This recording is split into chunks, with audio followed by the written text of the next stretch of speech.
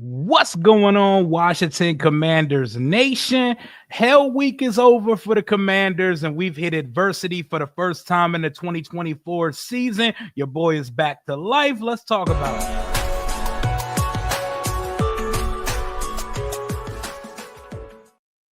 Yo, what it do, my Washington Commanders family, Rambler Nation, or whatever team you represent in the chat. It is now week 12. It is still rivalry week. We're not going to act like it don't exist just because Dallas is hot ass this year. Washington just hit its first adversity of the new regime. It just hit its first adversity of the new regime. Before we get to it and before I bring on my guest for today, make sure you do all betting this season with my sponsor, BetUS Sportsbook and Casino, home of the fastest payouts in the industry, and a 150% match bonus on your first deposit using promo code YouTube150. That's a 125% match bonus on deposits 2 and 3. Bet responsibly, please. But as you can see in the playoff picture, we have now fell to the 7th seed after holding down that second spot for so long. How will Washington bounce back from its adversity? But let me bring on my boy. Let me bring on my brother onto this chat here today, because it's been quite some time since I had my guy on the channel. My boy Jayden Morgan, host of the Bleeding B&G podcast. How you doing, brother? What's up, bro? How you? I'm excited. I'm glad that you asked me to come on because I got some things to talk about. Hell yeah. I know, like myself, you don't mind standing in the middle of the ring and combating the whole fan base when you feel a way about something. We just hit our first fucking adversity of the new era of Washington under Adam Peters, Dan Quinn, Jayden Daniels. Before we get into how we move on from it, how did you feel coming off of that Thursday night game after what happened on Thursday and what happened versus the Steelers on Sunday?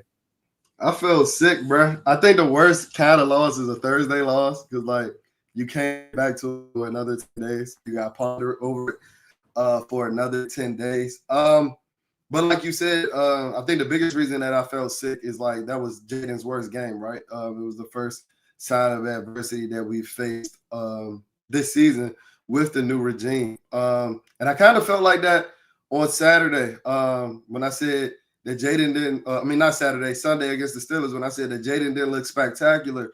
I might have spoken with a little hyperbole. I said that he was just a guy, but he did look quite average against the Steelers as well. So that's 2 subpar performances for a guy that, I consider him Superman, right?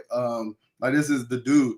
But, like, we'll be naive to not acknowledge the fact that he ain't been that dude in a couple of weeks since that injury, to be honest. I know Dan said that he isn't injured, but I would rather him be injured because is it like because the league got tape on him now? Are we figuring him out? I don't think that's the case. Yeah, but I think we definitely need to put up like a 50 burger on Dallas here to shut up a lot of people. Yeah, we got to get back to regularly scheduled programming because I believe the worst part of the Sunday, Thursday back-to-back losses within 4 days is that it awakened a lot of annoying-ass conversations that none of us want to talk about. It awakened the Cliff Kingsbury starts fast, but it goes off the rails at the end of the season conversation. It awakened that Jayden hit the rookie wall and did some of his early games inflate his impact, which we know that to be not the truth. But it awakens these conversations, and now there's a real ass race for rookie of the year. Last thing it awakened is this annoying ass conversation that we've had to battle all season of Washington ain't beat nobody. They ran into 2 somebodies in a 4-day period from the same state and was not able to be victorious versus either team. So, Jayden, I asked you the question. We're 7-4. We're still ahead of schedule in an evaluation season. Are we frauds right now? I don't think so. But I would understand if somebody wanted to put us on fraud alert. Because our 3 best teams that we faced this year, we 0-3 against them. The reason I don't necessarily think so is that, like, you can't really argue with some of the numbers that we were putting up early in the year. And I know what we talk about with Cliff Kingsbury, but and you know how teams adapt to him later in the season. But I don't think that Cliff Kingsbury ever had a Jayden Daniels, right? So I think that, once Jayden gets his groove back, I think that we could get back in the flow of things, especially with some of these opponents that we got coming up in the next couple of weeks.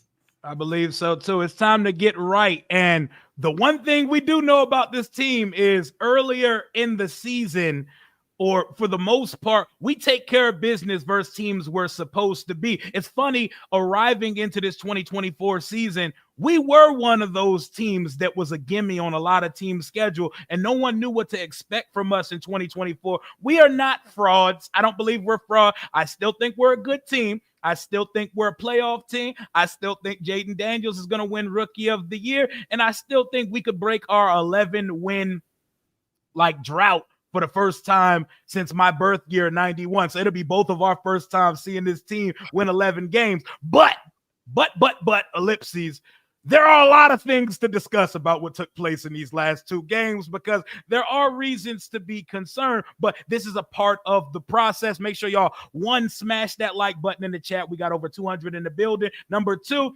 please subscribe to my boy Jalen's channel. His YouTube channel is his name, Jaylen Morgan. His show is called Bleeding BNG. Let's run up his subs. If you're a fan of me, this is my brother right here. Let's stack them subs up for him as well. But the hurt versus injured conversation, you knew it was going to come up at some point. If Washington starts playing bad post the rib injury versus Carolina, it's the easiest time for people to jump in and say, he's hurt, he shouldn't be playing.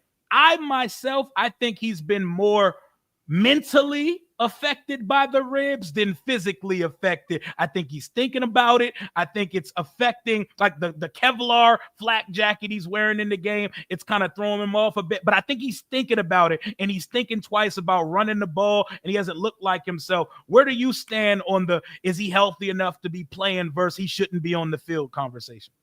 I honestly think that he's healthy. I'm not saying that he's not hurting, but if he wasn't healthy, I honestly think a lot of the talk that you were just alluding to, I think that Squirt Washington football team fan dealing with the likes of RG3, seeing Joe Theismann go down from all different age ranges, right? Mm-hmm. But if he was hurt, I would honestly want to give Cliff Kingsbury and Dan Quinn the benefit of the doubt that if his ribs was really hurt, we wouldn't be running him on quarterback counters like we were doing against the Philadelphia Eagles. Correct. I really want to give them the benefit of the doubt on that one. But like I said, I think that some of it is like the league getting tape on them. Not that they've adjusted to them completely, but they are getting used to some of the tendencies of the offense. You can see them sitting on the sticks. They see that we're not necessarily going deep anymore. You see none of our screens have been successful in the past couple of years. I don't remember the last time we hit a deep shot to a receiver not named Terry McLaurin. And I think a lot of these things are, affecting them. I made the joke that maybe Lincoln Financial Field wasn't in the VR stock for the initial buy. Maybe we needed that in the add-on package for him to get acclimated with, that setting. Because he looked a little shook in Philly, but he didn't get the DLC, Jaylen. He didn't get the DLC. He need the add-on package, the Lincoln Financial Field add-on package, the Thursday night package. He need the Thursday night package. But like I said, he did look a little shook against Philly, especially with some of those runs. Those are some of the ones that were like when he looking timid against the Kobe Dean, I'm like, all right, now he might be a little hurt. He might be a little hurt.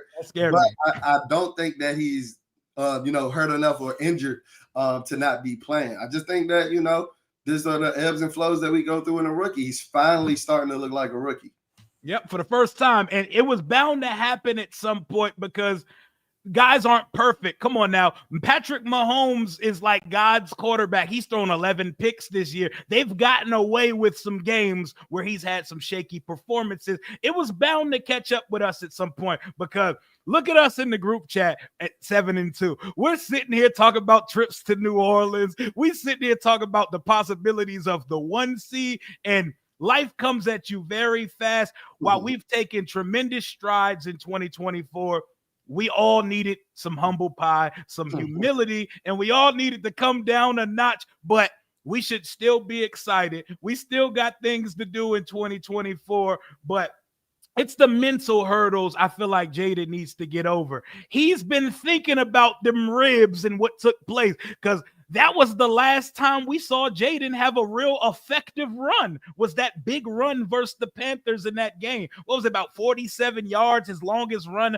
of the year. He hurts his ribs, and he's been picking his spots very meticulously since, and he's been hesitant. Like that Nakobe Dean play you mentioned, and on some of these quarterback design run, there are opportunities on third down. You remember earlier in the year, if there was nothing there, Jayden was taking that shit immediately, and he was picking up first down. So that's a part of why our offense was so efficiently, because if you covered up the receivers, if you stacked Jayden was going to get it with his legs if it was not there to get it with his arm. And versus Philly, he couldn't get it either way. He was inaccurate. He didn't look confident. And that pressure, 14 quarterback pressures, 12 hurries, a couple sacks, they had him seeing ghosts like Sam Darnold circa 2019. So it was just an off day, but I don't think this organization, as it's presently constructed, is going to put Jayden out there unhealthy. What about you? Just to add on that, while I don't think that he's injured going into the game, I do think in the last couple of games he has gotten more hurt throughout the game. Up, yeah, taking those hits, because a lot. Alex Highsmith I was there, boots on the ground at Northwest Stadium. Like, he was hitting him in the mouth, bro. He might not have got there and got home, but Jayden was definitely getting shook up, because Alex Highsmith was whipping Brandon Coleman's behind. Like, he was tearing him a new asshole. But also, like, against the Philadelphia Eagles as well, like, as I alluded to, like, that's a pretty good defense, right? Like, Jalen Carter put the interior offensive line over his lap last week. And, sure did. We seen him practically pick up Jayden Daniels with one arm in college. So imagine what he could do with a full shot on him, right? So, yeah, I think that while he's not going to these games injured and he's, healthy enough to play, he faced two physical defenses. Like, we got to give it what it is. Mm-hmm. And we look at our side of things because we were so excited about everything, and we don't exactly give our opponents the proper respect. Like the Steelers, did you see what they did? Like you told us in the chat yesterday, the Steelers had Lamar in the fucking Matrix on Sunday. The Steelers drop back and everything. Lamar was looking shit.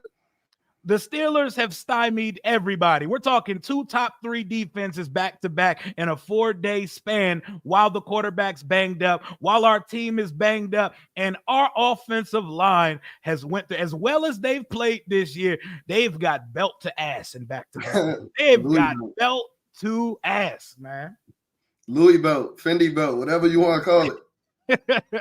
They've been killing us. Appreciate you, Hawk, for the $1.99 donation. Y'all are the new age outlaws of Commanders Nation. Hey, man, shout out to my guy Jaylen, man. See, we're not afraid to say those things that are going to receive some pushback. And we're going to get to a couple Jaylen's things, because Jaylen be on the timeline stirring the pot with the ladle on a consistent basis. But before we get to that, make sure y'all sub up my boy's channel. I put it right here in the chat. At Stunner Showtime's his handle. Jalen Morgan's the channel. Bleeding B&G is the show. Make sure y'all sub up my guy.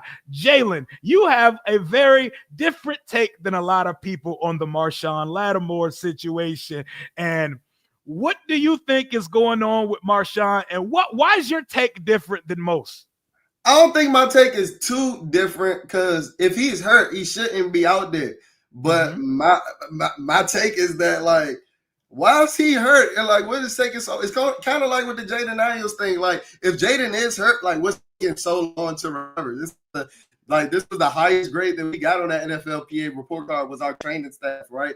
And I'm just saying that when Marshon Lattimore was brought in, like, everybody wants to act like it didn't happen, but NFL analysts are like talking heads. Everybody in the Washington Commander community was talking about how he was brought in to get ready for this divisional gauntlet, going against the Eagles wide receivers, the Cowboys wide receivers, and things of that nature.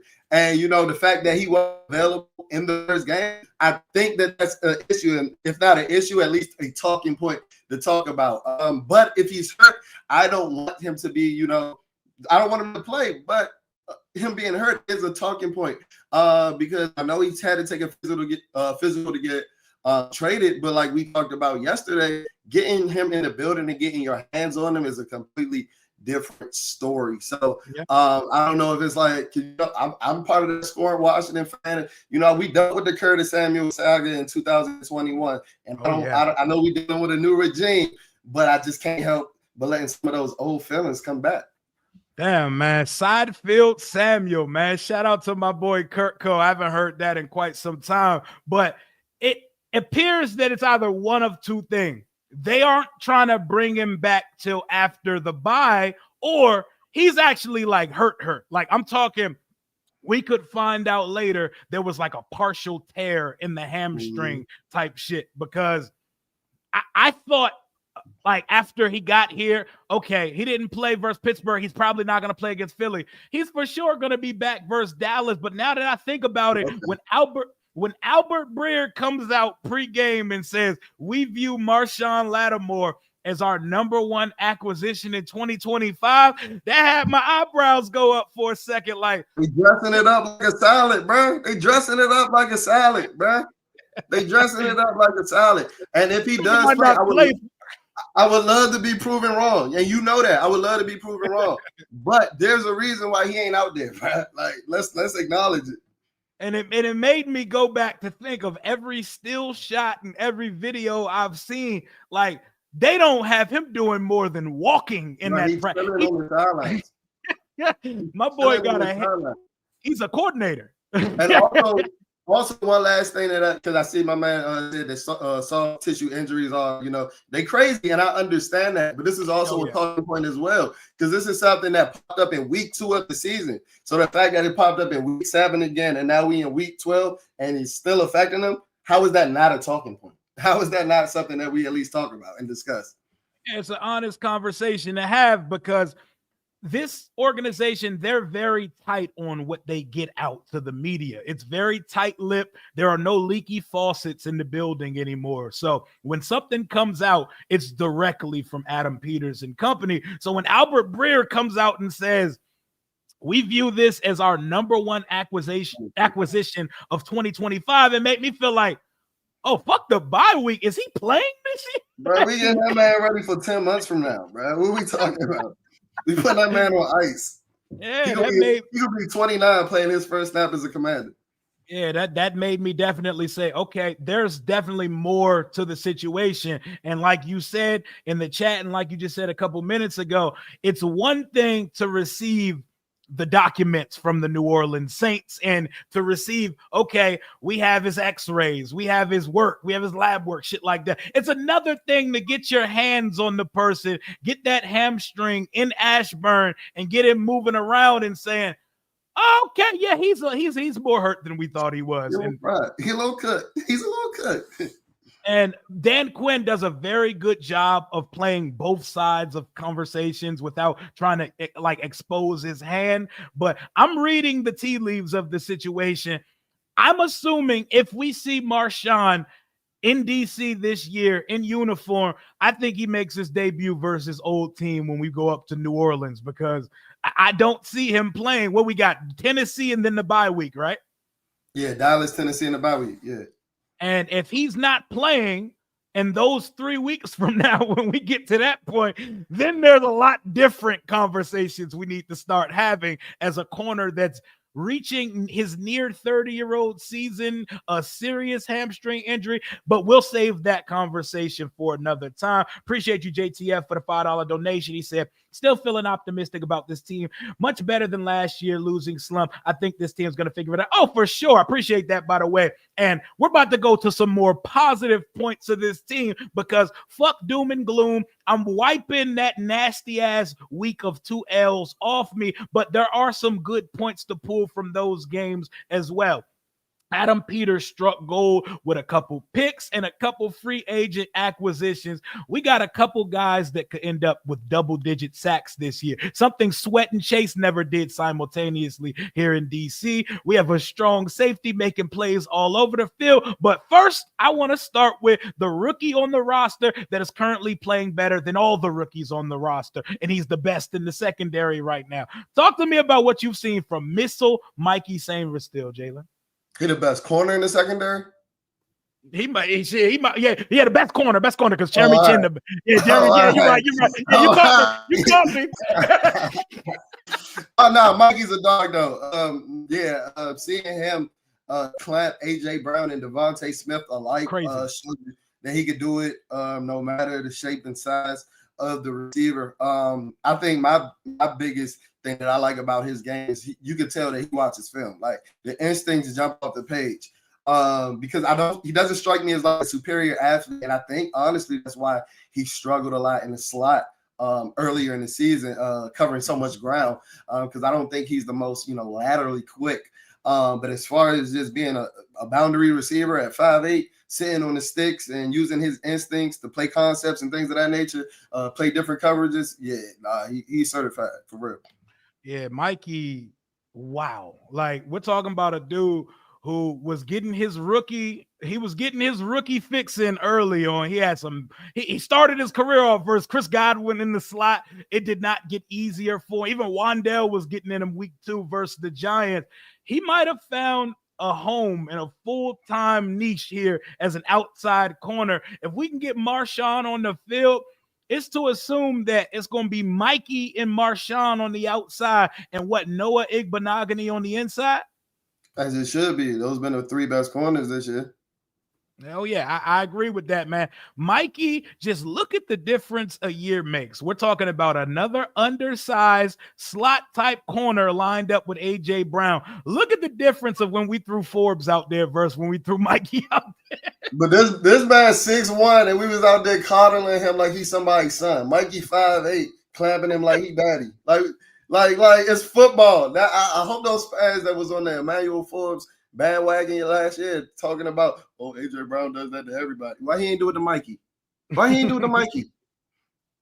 Jalen's dad in the chat. Whenever it comes to Forbes, Jalen's dad, my guy, he has to have Forbes on his birth certificate because he defends that man with his heart of hearts. But that's what it looks like with a real corner. And my favorite thing about Mikey on Thursday night versus AJ Brown and company is we finally got a corner that gets his head around in coverage, man.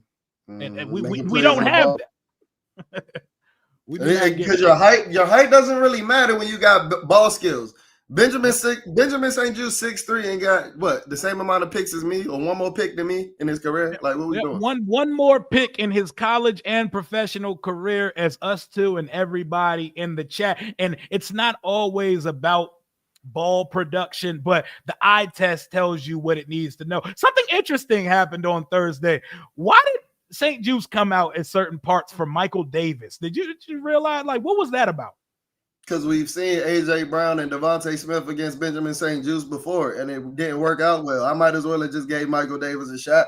Like, I honestly think that's what they were doing. Like, I really think that Benjamin St. Juste like let them down after that Steelers game. And I think that Joe Witt, like, if you heard him in that person, like, he don't have too much faith in Benjamin St. Juste right now. So they really just giving them everybody a chance and everybody a run. But we've seen that story of A.J. Brown and Devontae Smith against Benjamin St. Juste before. Yeah, we've seen that story, and it didn't ever really play out in a positive note for the squad. But we're about to, in a second, talk about the best player in Washington secondary. You see, I caught myself with the Mikey comment. The best player in our secondary was a free agent acquisition. My man said, I haven't watched any content for 7 days. I'm not going to hold you. I didn't record much. This is my first stream since the watch party Thursday night. Also, I've been battling pneumonia, which they thought was walking pneumonia, which turned out to be full-blown pneumonia. But we alive on a Tuesday evening. We had to get back to it, dust it off, and move on. Jeremy Chin is better than anybody could have imagined him being here on a 1-year deal. Bruh, I know you got a big following. I'm going to need everybody to start calling him the Crimson Chin, bruh. I'm gonna need everybody to start calling him the Crimson Chin. Sweet Chin music. We got to get that going, bro, because he goddamn built like him, bro. Like, he averages about 13 tackles a game. Like what in the prime LaRon Landry is going on? Like, he really reminds me of like LaRon Landry's 2010 season. I know LaRon Landry been a bit here, but if we can remember, like, when LaRon Landry was good, LaRon Landry was like that. He was doing that. I see Jeremy Chin making plays down the line of scrimmage, making plays as a deep post safety, coming as a dime linebacker. the only person tackling Saquon in the open field. Like, he saved the drive last week just simply tackling Saquon in the open field, and nobody is still talking about. Sign this man tomorrow. He should have signed him yesterday.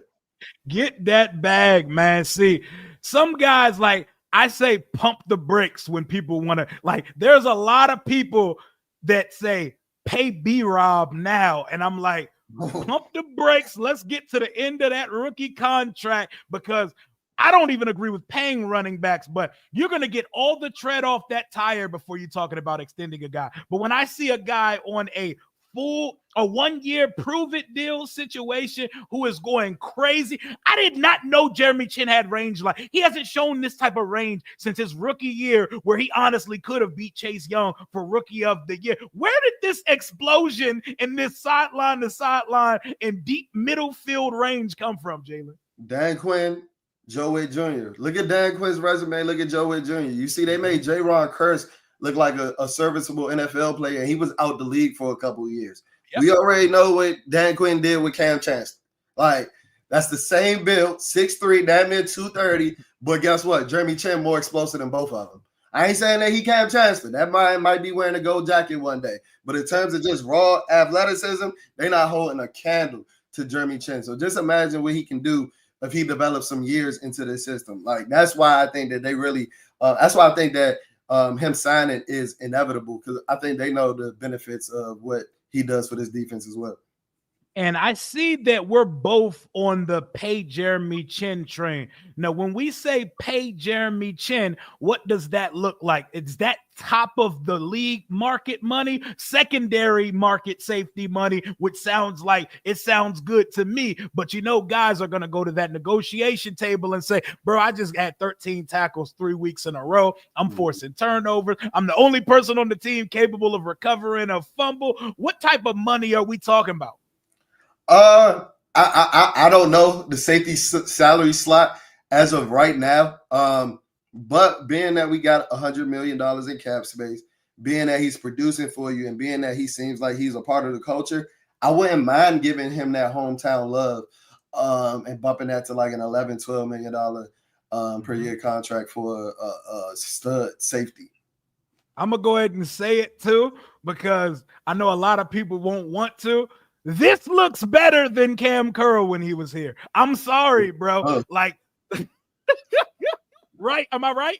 Oh, you're absolutely right. What? Somebody challenging that? No, because I've seen someone say the other day, like, why are we going to pay Jeremy Chin when we didn't pay Cam Curl? He looks so much more athletic and rangy. I was about to say, because Cam Curl is physically limited. That's why. That's why. Yeah.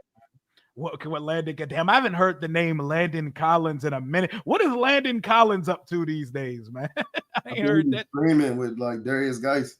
Oh, my boy streaming now. Hey, get your money, man. This digital space. Got you. It's where it's at for everybody. Appreciate you, my guy, Comacell Brown, with the $5 donation, just sliding through to say fuck Dallas and show some love. Absolutely. Hey, man, I'm glad to be back. I'm glad to turn it over to a new week. I'm probably not going to go too deep into the Dallas game, but we're turning some pages from that stinker of a week last week was. We touched on a lot of the negative parts of it. Right now, we're touching on some of the positives, and perfect segue, my guy, Trevor, channel member, my guy, Frankie Louvu, man. Frankie Louvu has over 70 tackles. Frankie Louvu has 70 sacks. Are we going to get 100-plus tackle, 10-sack guy in his first year in this Dan Quinn defense? I think so. I think he's perfectly capable of it. I think the tackle number, he's easily going to get there. But if he get 100 tackles and 10 sacks, how is that not a first-team All-Pro? I don't know. How is that not a first-team All-Pro? Like, we talking about Washington being a pillar organization. We got one of the best markets. I know the fan base is slowly trickling back, but nah, we got to push that train and show this large media market. We got that Louvu, that Frankie for Oos for first-team All-Pro. We got to push that. We got to push that out here in the DMV for sure. That number 4 just flies around with reckless abandon. It's to the point where I forgive Louvu on plays where sometimes he's so Tasmanian devil, like he over pursues the play. You used to watch wrestling? You ever watch wrestling? I used to be all over that. You remember Umaga? Hell yeah. Tell me Luvu don't remind you of Umaga, like Ozempic Umaga, bro. He rabid as shit, bro. Rest in peace to the bro, bro. But tell me Luvu don't remind you of Ozempic. R.I.P. Umaga. Yo, I would have never thought Ozempic Umaga was a sentence that would come out about one of our players. That is fucking hilarious, man. Is it not accurate though? Shout out to the bro. It is, bro. But he sets the tone of the defense. Everything. I remember I go back to Joe Witt's opening press conference as the defensive coordinator here. Frankie Luvu represents all the violence, all the coming downhill, and the life we live is not for everybody, anybody, anywhere, anytime. Frankie Luvu is the physical embodiment of that shit. And I'm glad that they haven't pigeonholed him or put him in the box of you're just an outside off-ball backer or you're just a pass rusher. I'm glad they're using him like Dallas uses Micah Parsons in a lot of ways, because it sounded crazy coming into the year saying Frankie Luvu is going to be the Micah Parsons of this defense. But as the Costco brand Micah Parsons, Frankie Luvu looks like an all-pro type player for this defense. No, for sure. Hey, I'll take Costco brand Micah Parsons, because guess what? In a couple of years, we might actually end up having Micah Parsons on his roster the way he thinks about Dan Quinn. The way that shit is going down in Dallas, everything is possible right now. And you can't talk about Frankie Luvu's sack production without talking about another free agent acquisition. We have a guy in Dante Fowler Jr. who once upon a time, I wanted us to take with the 5th overall pick the year we drafted Brandon Scherf, the guard. I wanted this guy here. He hasn't exactly panned out to be what he came into the league expected to be, but right now he's getting to it. He's turning back the clock. His best season, I believe, was 11 and a half sacks back in Jacksonville. He's on pace to get that done this year with 8.5 sacks. He's like top 5 to 6 in the league in sacks right now. Another Adam Peters special. He's making $3 million this year. Chase Young is making 13 mil this year. Montez Sweat's making 24.5 mil this year. He got more sacks than like both of them combined right now. Yeah, man. Another Adam Peters special. I was a Randy Gregory guy myself coming out that 2015 draft. His nut ass. Yeah. But yeah, no, it's another Adam Peters special. Like you said, bang for your buck. This is one of the best value signings throughout the entire NFL. Like he with 8.5 sacks through 7 games for $3 million. I don't know what that per number is, but he's getting to it. And I saw somebody say that he found the fountain of youth. But honestly, I don't even think he was this good when he was young. Like on a consistent basis. Like you said, he had that 1 year and a half sacks, but I think right now it's his second highest total throughout his career. So you can see that he's also been acclimated in that Joe Witt Jr., Dan Quinn system with him coming out of Dallas in the last couple of years. But yeah, he definitely rose to the occasion for sure. Yep, and someone just brought it up, how Dorrance Armstrong is creating a lot of the opportunities. I think Dorrance Armstrong has the best pass rush plan of all of our edges. He doesn't have the best finishing ability, but he's like the hockey assist guy in the edge room. Like, we still need one of those guys in the room, someone whose motor, bend, and ability off the edge that just looks different as everyone else's. But I think the combination of Dorrance, Fowler, and Luvu, until we get that, I think we're in very good hands. And our best coverage so far this year has been our pass rush so far. But let's move back over to the offensive side of the ball for a second. After playing so well this season for the good majority of the season while he's been out there, after getting banged up, Brandon Coleman's had some rough couple weeks, man. Tell me about it. Matter of fact, a rough week, because Pittsburgh and Philly, they was getting that boy ass, man. tell me about it. And then I seen that video of Mike he put up in, he looking like Monique or with the sandwich. Oh my God.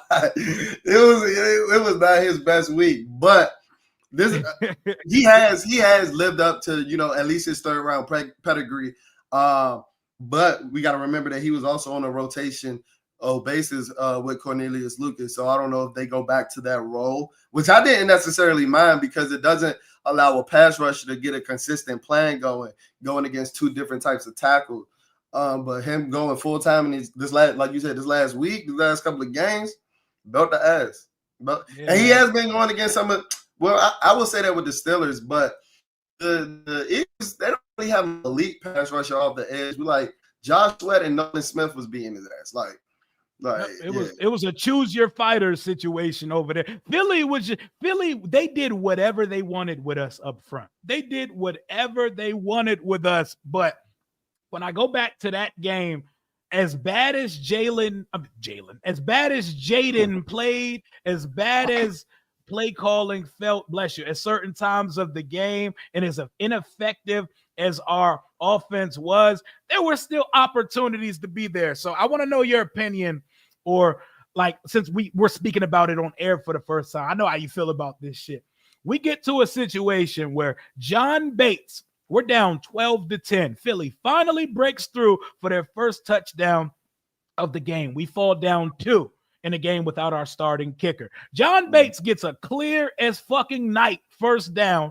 Nobody looks at it. I don't know if we wanted to take our challenges or our timeouts home with us, but nobody looks at it because I guess we figured this is our best sustained drive of the game. Nobody looks at it. We then go backwards after that play. Brian Robinson completely ignores the hole on a running play, and instead of like 4th and inches, we get to a 4th and 2 situation. We run. What the fuck was that play, and what did you feel about the decision to bypass the field goal for the first down there? If this was a regular game, like if this is how we've been throughout the 2024 season, I wouldn't have minded. But because, we historically one of the best, 4th down conversion teams throughout the first 10 games of the season.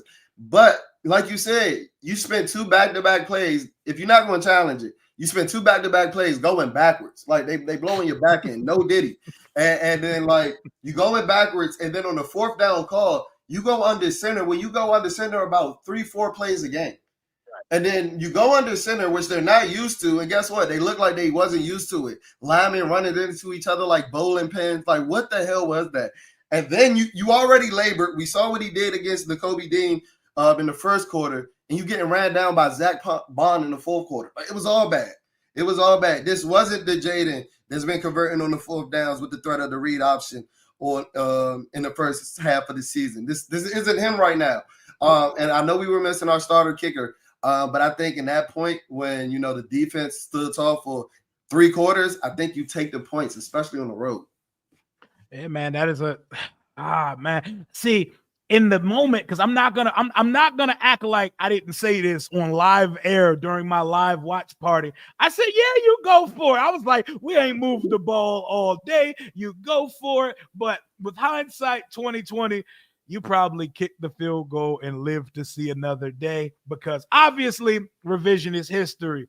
But if that was the best play call, what the fuck was that? What was the design of the play? Was it a bootleg pass? What was it? It was Looney Tunes, because that's what it looked like from the snap. Niggas just start running into each other. It was rugby. I don't know what that was, bro. Like I don't know. I can't tell you what it was.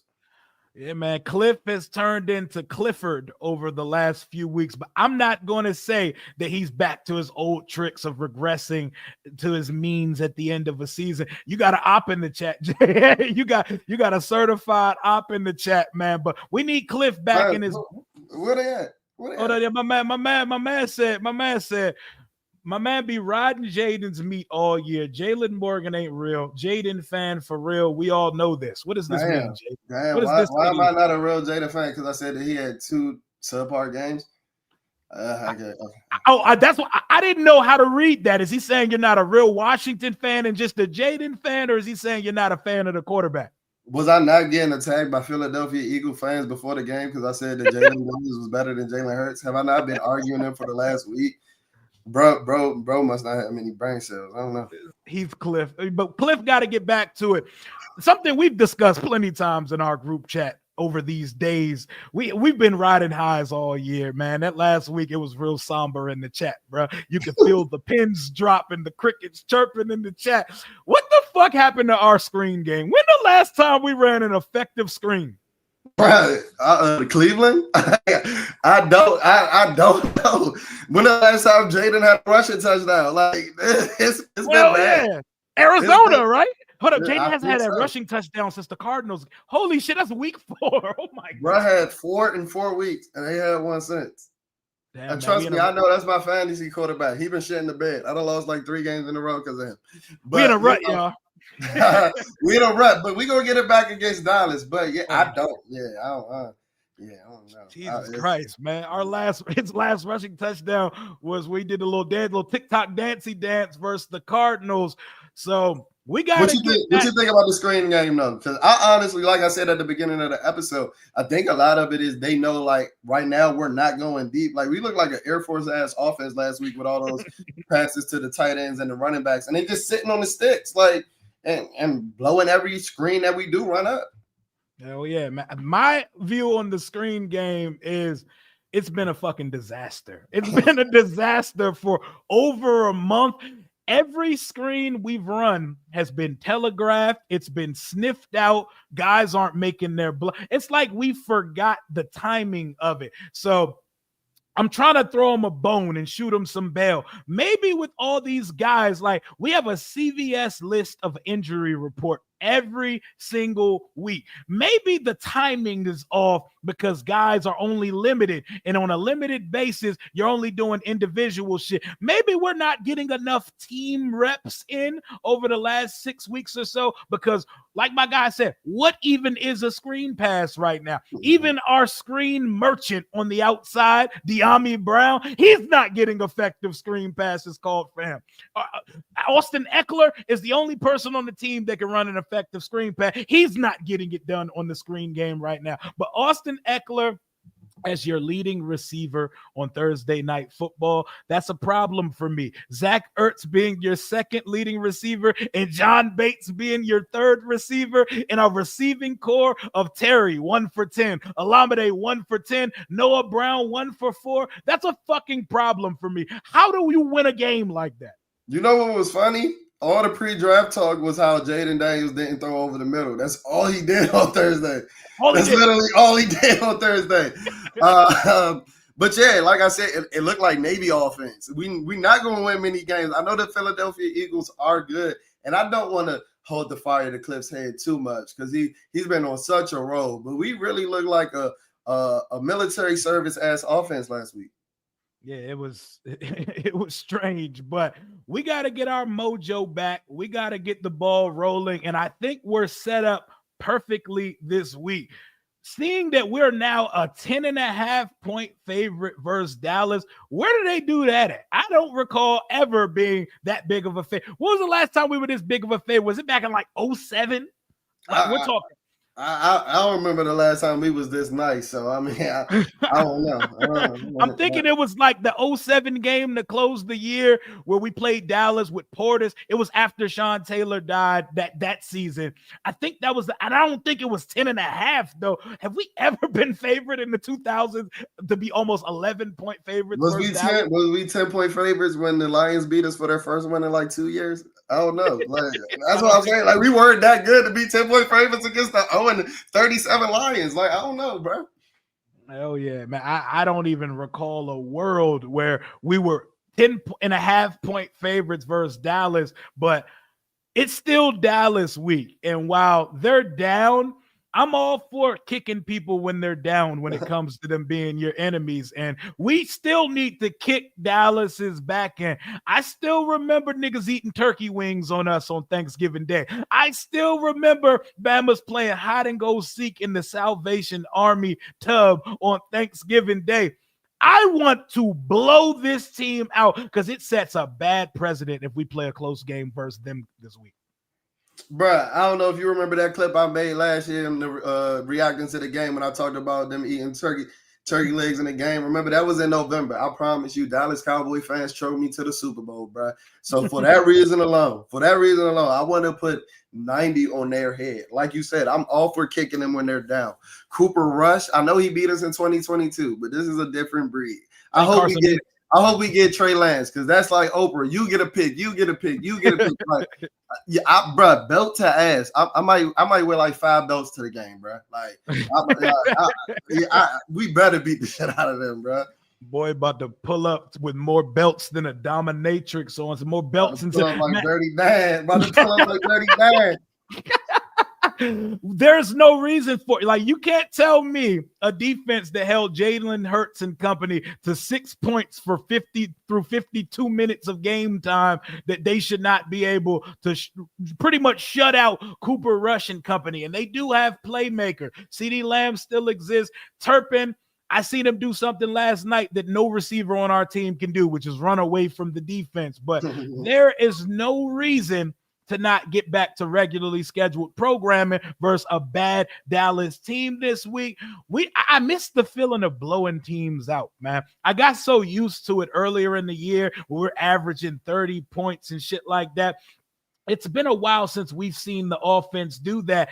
Do you feel confident that we get back to that shit this week? Yeah, because Dallas is so bad. But I do want to see how Jayden comes back from this 10-day span. Because, like, if we still favoring the Rebs after 10 days off, then, like, something's got to be up. Because, like I said earlier, if he's not injured, like, or if he is injured, what's taking so long to heal? I know bruised ribs are a hell of an injury, but, like, if it's hampering his game like this, like, something's got to be done. So I'm excited to see how Jayden bounces back. I'm excited to see how the entire offense bounces back, to be honest. At this point, without Dallas, this is a get right game. Like, this is a getting the groove back game. And if we don't do that, then fraud alert, like them fraud alert sirens might get a little louder. Oh yeah, them shit's gonna be ringing. Them shit's gonna even be if we ringing. Like a marginal win, like a 1-score win or a field goal win, them fraud alert sirens are gonna get a lot louder. And yes, I do. We both understand it's a divisional game, and a divisional game can always. I don't want to hear that shit this week. Dan Quinn is coaching against the team where he's been for the last couple of years. He knows everything about everybody on that roster for the most part. They don't have no running game. They're a one-dimensional football team with a backup quarterback playing. It better be belt to ass. And I know Micah Parsons is a dog, and they got some dogs in that secondary over there. There is no excuse for it. I forgot Dolly Parton was out there naked as hell singing "We Are the Champions" during halftime of that game. Dolly had the tits out like Sydney Sweeney. Like, come on, man. Like, and I see people like, shout out to my boy Cole's Cowboys, J Tuck, DMV, Mark Holmes. Yes, sir. Everybody that I know that's a Cowboys fan, they're like, oh, Washington's going to hype this up because it's Dallas week. No. Y'all don't get to duck the smoke just because we're up and y'all are down right now. That's all we're trying to do. That's their coping mechanism. I want to throw the dirt over the casket. I want to dig them back up, and I want to put them back there, Jaylen. I want to dog them on, bro. I'm not gonna forget that turkey wing shit, bro. I need 2 of their players fighting on the sidelines, bro. I won't be satisfied until 2 of the players fighting on the sidelines. I need Micah Parsons. I need Micah Parsons and CeeDee Lamb throwing hands on the sideline. I need to make up for the fact that Deron Payne and Jonathan Allen not only fought on them sidelines, but we know a little something about what took place in the locker room after that game that night. So we need chaos. We need to create chaos and havoc versus Dallas this weekend. I want somebody in that Dallas uniform to say, hey, Micah Parsons, fuck your podcast. I need just created mess over there this Sunday. But going back to Jayden for a second, we both know Jayden's the guy. We know that, like, he's him, and he had an off couple games, and he hasn't looked himself since he banged up his ribs, but he's still gonna win Rookie of the Year, right?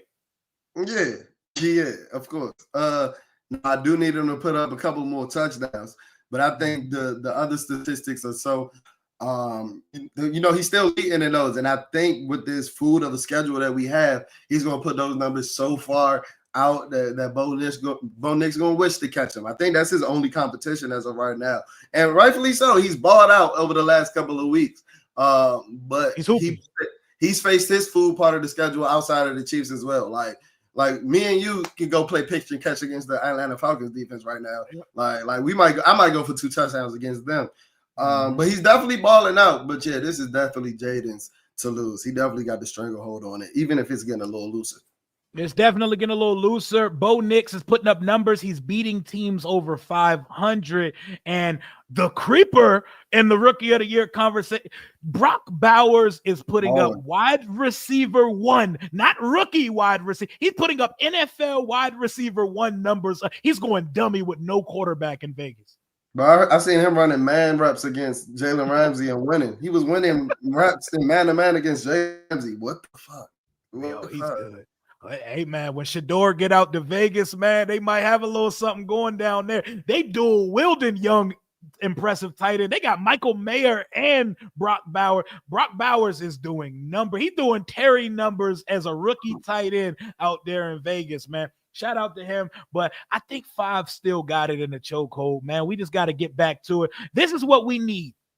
We need it all to line up for us finally. We've seen 1,000 receivers stopped inside the 5. We've seen a bunch of rushing touchdowns in our drive, and we've seen drops. We've seen penalties. We need 1 week to just completely line up for our guy. Jayden got to have one of those 3 or 4 touchdown games on Sunday. Allow me to 300 passing yards, 4 total touchdowns, 3 passing, 1 rushing. And we definitely got to get another read option pool into the end zone, because since Arizona, I've seen a lot of opportunities that Jayden has ignored that he could have pulled it and ran. We got to get back to what we do here. And Jayden's legs are an element of this offense. We know how good he is between the ears and what his right arm does, but his legs keep defenses on their heels. We got to get back to that this Sunday versus the Dallas Cowboys. What it do, Sean? Appreciate you for the donation and for being a channel member, but I'm not concerned with 5. 5 is the least of my concerns. If you had to say what your biggest concern with this team 12 weeks into the season is right now, coming off our worst week of the year, what is that concern? The lack of explosiveness on the offense outside of Jayden Daniels. So I don't know if that's really a wide receiver too, but outside of Terry McLaurin and Jayden Daniels, we don't really have that many guys that can hit their head on the goalpost. And the season is showing like that die by 1,000 slits ass offense ain't going to keep cutting it. I love the efficiency and all that, but you need explosive plays. And I don't know how many explosive playmakers we have right now. I love Noah Brown. He always be etched in Washington history for the Rays Hail Mary, but he probably run like a 4.6, 4.7 40 right now. Yeah, we don't have no explosion. There's like we talk about no yak Zach. We got a no yak ass weaponry room. Like our whole artillery is a bunch of guys that do not do yak. You know, you're watching league wide. You're watching guys turn screen like Bo Nix. He's hooping, but I'm watching Bama's take screens to 2 screen touchdowns, 2 touchdowns off screen passes. Yep, like we're not getting that here. So it's almost like if Jayden doesn't put it in the end zone himself, it's not going to happen. Yeah, that's exactly it. I don't know how many touchdowns he's had where a receiver has not caught the ball in the end zone. I don't think he's had any. I think it's all but it's all but 1, right? I'm not sure though. I can't remember the one, and I don't know if it's a stat out there. I'm just going off the top of my head. There is a one because the Olamide Zaccheaus touchdown got called back. All his passing touchdowns have come in the. Oh, that's crazy. That's crazy, and that shows like he's got to be super accurate because we know how tight those windows get in the end zone as well. So when you're looking at the raw box score, yeah, Bo Nix is getting those touchdown numbers, but they definitely come with a context, especially with our running backs being so effective punching the ball in the end zone. Yep. So there is definitely some nuance and some context to be had when we have those discussions. Jordan McGee, I only see him out on the field during special teams. You think they're trying to get his football legs under him, or do you just think we're so set at linebacker they're not even trying to mess with the forte? Yeah, I think it's what Dan Quinn said. Like Lulu and Bobby Wagner has surprised me over the last couple of games. I think he came a little bit back to reality against the Eagles. Prior to that, he was in his old man bag. I was ready to give him a walker and put some tennis balls at the bottom at the beginning of the year. But when they went out to Arizona, he must have found the fountain of youth, and he's bounced back. So I think they're set right now. And I think Jordan McGee's role is to be like the Bobby Wagner protege, and he's really going to take off in 2025. Yep, the Bears TV always coming in with a zesty comment. We're gonna slide past that when he said, "At least y'all gonna be in the playoff." I'm sorry your team is such a fucking nightmare, bro. Y'all can't get right even when y'all get right. Caleb done put y'all in position to win games, and y'all are just a cursed franchise. Sucks to suck though. Sucks to suck. Eck does get yacked. That's about it. Yeah, when your running back too is the only guy that can get yacked. That tells you a lot about your offense. And is he hitting his head on the goalpost? Is he running away from guys? He is getting yacked, but is he running away from guys? Yeah, man. He's not doing that. I don't think Lattimore plays till after the bye, my guy, but we shall see. Who am I? I'm not going to pretend to be a doctor or like I have sources in Ashburn like some people do. I don't know why fans think that they have sources in the building. That's not the kind of guy I am with my content. But 7-4, 2 losses in a row. How confident do you feel? We got Dallas twice. We got Tennessee. We got a bye. We go up to New Orleans. We got Atlanta later in the season. We got Philly at home. How confident, and Dallas one more time, how confident are you that we still get to 11 wins this season and make the playoff? I don't think we losing a game the rest of the season, bro. I don't think we losing a game the rest of the season. You're talking 13-4. Yeah. Division winners, too. Oh, shit, because I know everybody wants to close the door on the divisional conversation and only look at the wild card picture after losing to Philly on Thursday, but they still play the Steelers and the Ravens. They do, and the Rams on the road is not easy. It's not. Matt Stafford. I don't think we're losing another game, bro. I really don't, because you can't tell me like the rest of the quarterbacks on the schedule, no matter how bad Jayden Daniels played last week. You know, Jalen Hurts, how we felt about him. He does provide some dynamicism at the quarterback position with his legs. You ain't telling me any quarterback that we got on the schedule right now outside of Kirk Cousins' arm maybe is going to produce on the level that Jayden Daniels is. Bill Levis, Cooper Tomato with Carrot Top over there in Dallas, like Derek Carr. No. Yeah, man. I'm gonna give us 5 out of these next 6 games. I got us finishing 12-5, which is fucking crazy because I've never seen the team win 11 games. But I think football is gonna happen. When NFL is weird, we're gonna lose one of these fucking games. We gotta split with Philly. Like that's the one I have circled because we can't let them sweep us. That's potentially the team we're going to play in the first round of the playoff. We cannot let this team sweep us. And even though I know it's hard to beat a team 3 times in one season, I've seen them do it before. They did it to the Giants a couple years ago. But I got us finishing 5-1 to end the season. 6-0 is possible. We got to get the offense back going. We got to get it. Shout out to Kyron Lacey, my guy from LSU, by the way. I was going to ask you one more before I let you get out of here. What is your plan to fix the wide receiver room? Because I think you sign a guy and you draft a guy at some point. What players do you have in mind to round out our receiver room to give Jayden the help that he needs? I think the perfect candidate for this team, no matter the position, or the perfect draft prospect is, let me make sure I'm saying his name right. Tetiora McMillan from Arizona. Tetaroa? Is it Tetaroa? Tetaroa McMillan. I think he's the most ideal prospect for us right now, because not only does he win downfield with his 6'4" frame, but if we've been tapped into the field, he provides the rat that you don't see from a big receiver. It's almost like a taller, slimmer AJ Brown, but like with the defenders running away, not wanting to tackle him. And while he isn't necessarily a burner, he's just going to provide those explosive plays, just making those 50-yard jump ball catches and also not being tackled once he gets the ball in his hands, because Deebo Samuel isn't a burner, but he's capable of hitting his head on the goal post just because of the fear that he strikes in tacklers. I don't know. I don't want to spend too much if T. Higgins comes at a reasonable price, but he has soft tissue injuries out the ass, and we just got finished talking about that. We just got finished talking about that with Marshon. But I do think that we need a big receiver as well as maybe an explosive guy. But I like what I see out of Luke McCaffrey. I think he has a lot of potential as our big slot of the future. Jayden just got to get him the ball because he be open. He do be open, man. So I was just going to get to T. Higgins, so I'm glad that you transitioned into that. I know a lot of our fan base, they're going to be T. Higgins or bust for the offseason. I think that's a dangerous situation, and you're setting yourself up. I think there's a chance. I think if we want T. Higgins, he will be here because we're going to have robust capital and guys are going to want to be here. We have a quarterback, we have the pieces, and we have the money. I see us being an attractive destination for a lot of people. All of this was a concern at the beginning of the season. Why is it an issue now that we're losing? Your question, bro. It was never not a concern.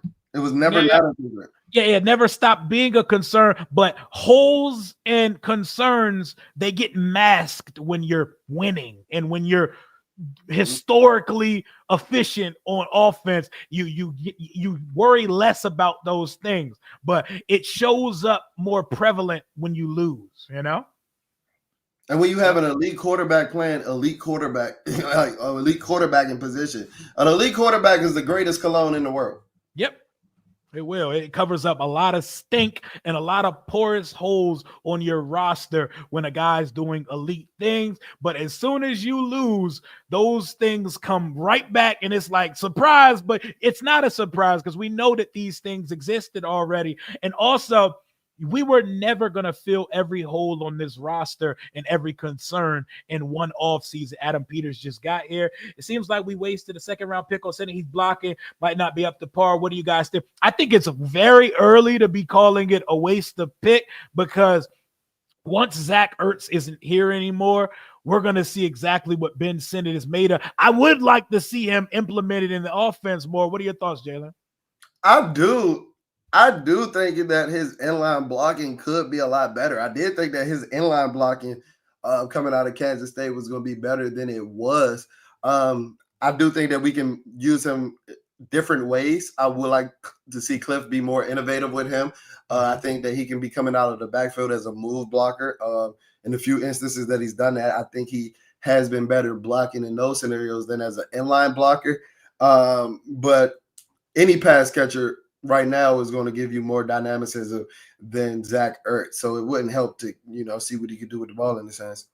I want to see more Ben Sinnott, and I think it's too early to be on either side of the thing. Like, we haven't seen enough to be confident yet, but we've also not had enough of a sample size to say he's not it. Using a second-round pick tells you a lot about how much they like the guy. It's very early to be ruling the guy out. But I want to see him be worked into it because it is alarming to see John Bates getting more targets in the passing game than Ben Sinnott, because Ben Sinnott's like the only guy in the tight end room that has a little bit of wiggle and yards after catch ability at some point. But to get you out of here, last thing before you go, me and you were two of the only people who stood strong through the draft process a couple years ago saying that Derek Stingley is a better cornerback than Sauce Gardner. And while Sauce got off to a more decorated and accoladed up career so far, Derek Stingley's staying power looks to be a little stronger, and that technique looks superior to Sauce's as we get to year 3 or almost the conclusion of year 3. Take your victory lap for a second, because we've been strong on this Derek Stingley train for a long time. I mean, Sauce, he was a scrub this year, but his first 2 years, he was a decent player. He got those All-Pros and those Pro Bowls off of having a cool nickname and being in that New York market, though, if we're going to be 100% honest. But like you said, the technique is going to always reign supreme. Like I said 2 years ago, this is the greatest freshman college cornerback prospect I've ever seen. And I've been studying DB since I played. I love him. Yeah, so And Stingley has done something throughout his career that Sauce has never done, and that's travel with number one receivers. We saw him do it again last night. Yep. Sauce stay his ass on that left side, and he been getting cooked on that left side this year. He can't tackle. Stingley has shown you he's a willing tackler. And yeah, I don't really have to say too much because Stingley doing the talking for me. Yeah, man. He's got ball production. He has good eyes, good hips, and good feet. He has everything you could ask for in a corner. He has good size. He's fast as hell. He's a burner, unlike Sauce Gardner. I think Sauce is still one of the better cornerbacks in the league, but I think there's definitely levels to it, and I think Derek Stingley is definitely one of them ones. Let folks know where they can find you one more time on your way out, Jaylen. As my man Rio said, our YouTube show is at Bleeding BNG. That's BLEEDING BNG. You can follow us on Instagram under that same handle. You can follow us on Twitter or X at Bleeding BNG, BLEEDING. So there's only one G in our X handle. We're available on all audio platforms. So go ahead, leave a rating, leave a review. Spotify, Apple Podcasts. Of course, subscribe to that YouTube channel though. And yeah, it's my birthday, so go ahead and do me. My birthday is coming up in 2 days, so go ahead. If you want to do me a birthday solid, hit that subscribe button. I'll truly appreciate it. Yes, sir. My boy getting up there, man. You're getting old, my guy. You're about to join us soon, bro. I had to pluck some grades off the beard this morning. Hey, my boy getting up there in age, man. Appreciate you for coming on with me, brother. We got to get that group pod planned out real soon, man. For sure. I see you. Yes, sir.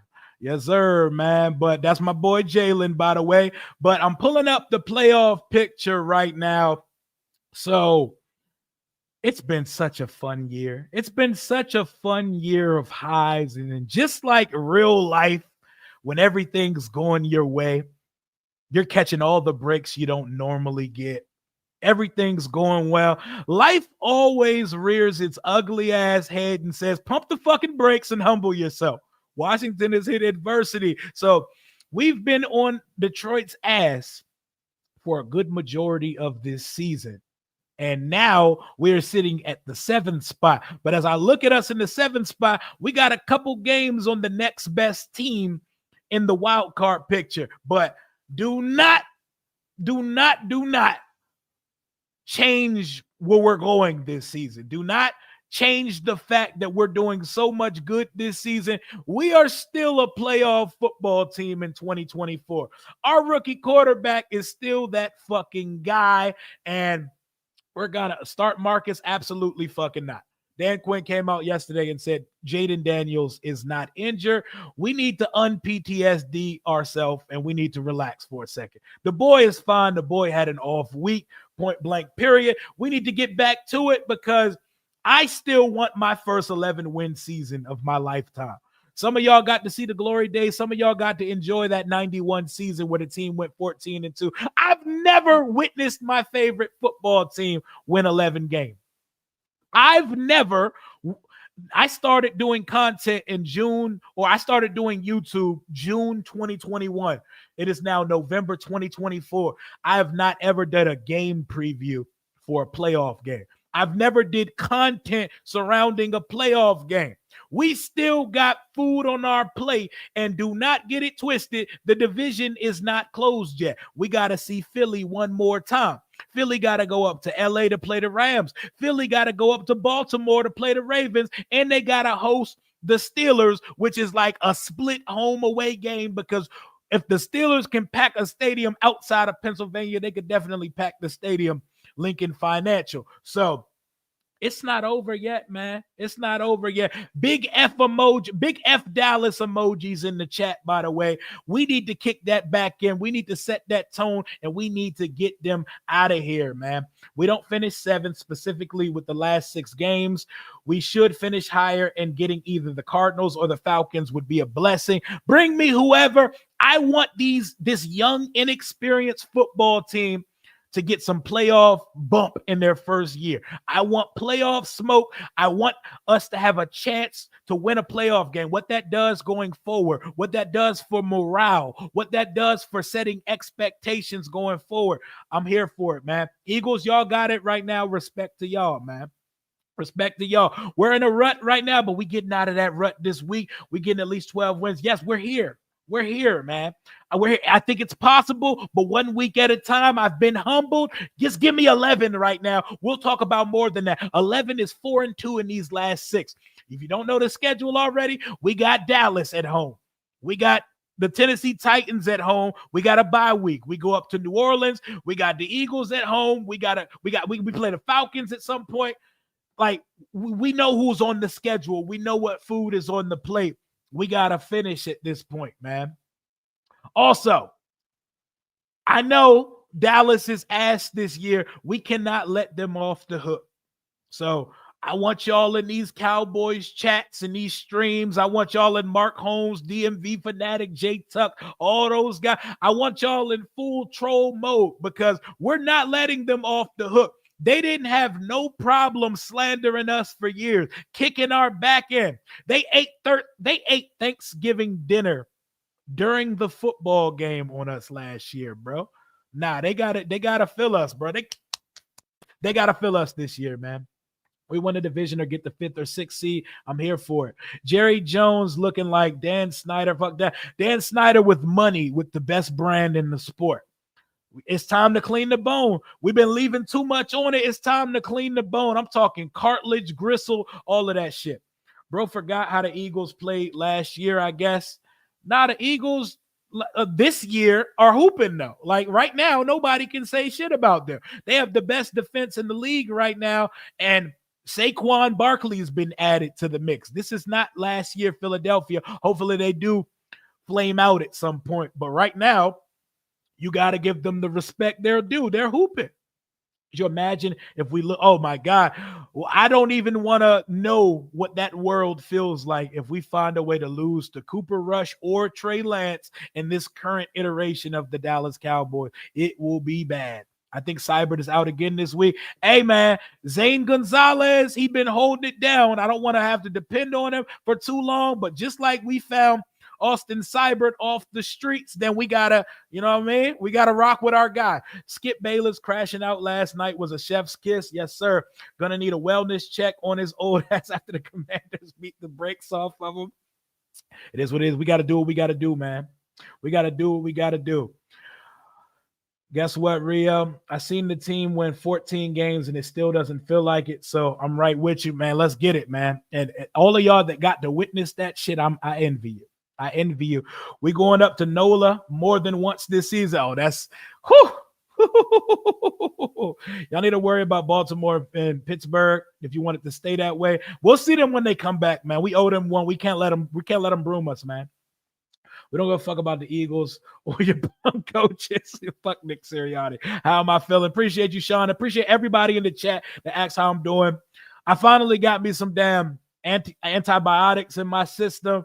They didn't give me nothing when it was supposed to be walking pneumonia, but obviously it got to the point where it was full pneumonia. So once they gave me some antibiotics, I'm starting to feel a little bit alive. I got some color in my face again.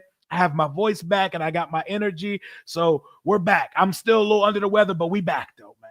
We back, man. It is all good, man. It is all good. We're back and we're ready to go.